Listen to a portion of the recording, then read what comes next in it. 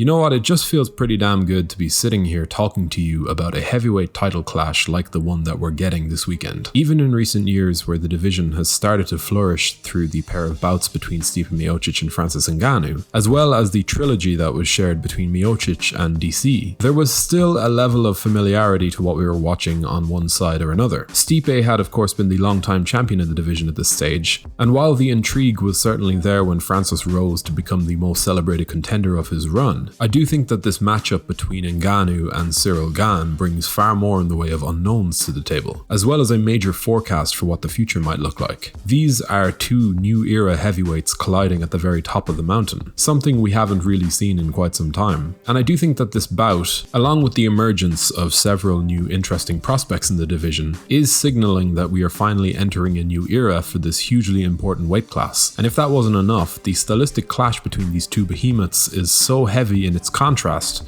that I feel as though the public are actually split down the middle on what is about to happen. On one side you have the technical mastery of Ciryl Gane, the finesse, the patience, the ability to constantly make reads and set traps to figure out exactly where his best path to victory will lie, while on the other you have the raw power of Francis Ngannou, that danger that is a constant worry, something that brings the catch-22 that comes with the need to put a pace on him in order to test his cardio and resilience, but how that also requires stepping into the fire and risking him landing on you. They're two strikers primarily, but in this division above all others, the X factor that lies in Francis Ngannou's ability to generate force makes the danger levels that are attached to fighting him unlike any fighter to have ever done it. Just as Ciryl Gane's technical ability has seen him create a gulf in the stand-up between him and all of his opponents so far, if there is a fighter on this planet who can control range and ultimately cause frustration to Ngannou on the feet, it's Ciryl Gane. Just like if there's a fighter in this sport who can punish Gane for even the slightest of openings, it's Francis Ngannou. This is truly a battle of extremes, a showcase of two completely different approaches. And I think for heavyweight to open up the year with a matchup like this, knowing what we know about what could potentially await the victor, yeah, I think we have real cause to get very excited about this division. Because as I alluded to, despite the many personal problems that have dogged him in recent times, I have absolutely no doubt that Jon Jones is on the comeback trail. I think that while he has already crossed lines on many occasions with his fan base, as well as his detractors, his viability as a draw when he does finally make his debut at heavyweight will be far too much for any of us to pass up on. He's bulking at the moment, seemingly doing the weight increase correctly, and when the time comes for him to get in there with the winner of Ngannou versus Gane, it's going to be a massive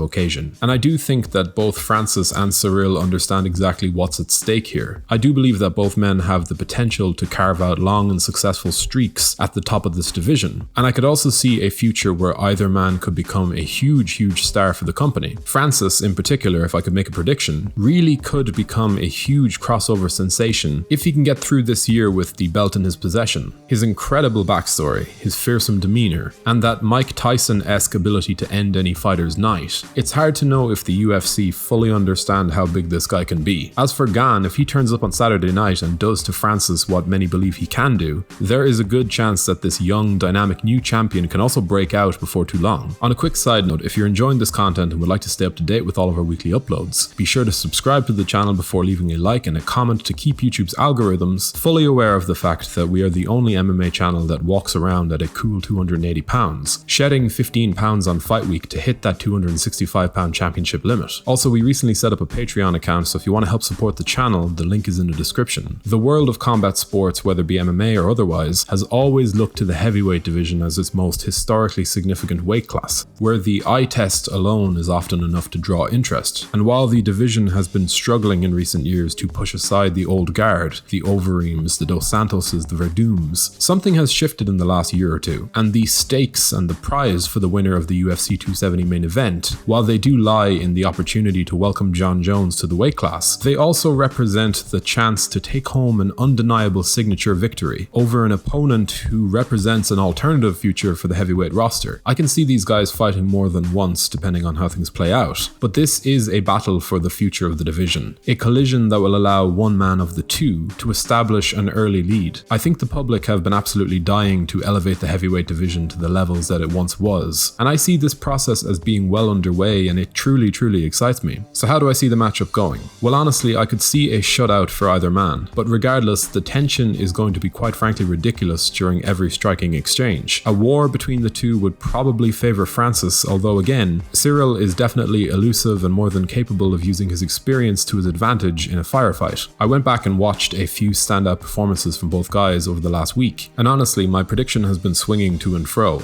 Depending on who I was watching or who was at the forefront of my mind at the time in question, I could imagine a situation where Ngannou sparks him in under a minute, just as easily as I could see Gane frustrating him from the get-go and scoring a finish in the 3rd or 4th round. Hell, I even put it out there in one of last year's prediction videos that I could see both Ngannou and Gane shooting for a takedown, so there's another angle to this. It is very, very difficult to know, but I'm going to stick with the champ. I'll nail my colours to Francis Ngannou's post, and I'll back him to score the knockout in the 1st round, possibly at the end of the round.